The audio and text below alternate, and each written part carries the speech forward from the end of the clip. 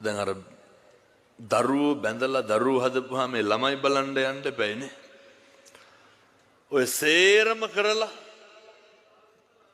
අර එන්න කියන දවසට යන්න බැරි වුණොත් එහෙනම් මොකද වෙන්නේ? අපූර්වට කෝල් කරලා කියනවනේ එන්න බැයි නම් ඕනේ නැහැ කියලා. මිනිස්සු දකින්නෙම පෙන්නතුනි අපි කරන වැරදි. අපි කරන වැරදි දකින්නකොට ඔයත් කුලප්පු වෙන්න නරකයි. ඔයත් කලබල වෙන්න නරකයි.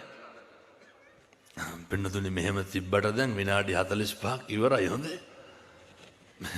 සූස් ගන්න එපා මට ITN එකේ තව බණ දෙකක් පටිගත කරන්න තියෙනවා හෙට පොයේ.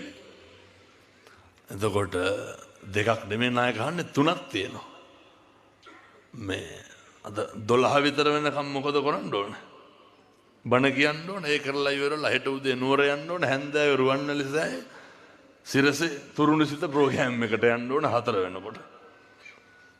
එනිසා මේ මම දේශනා කරේ පැහැදිලි කරේ ඔය ගෙවල් දොරවල් වල ජීවත් වෙනකොට දැන් මෙලාට කියන ඇති අපරාධي උදේ ඉඳන් හිටගෙන හිටියේ මේ ටික අහන්නද කියලා.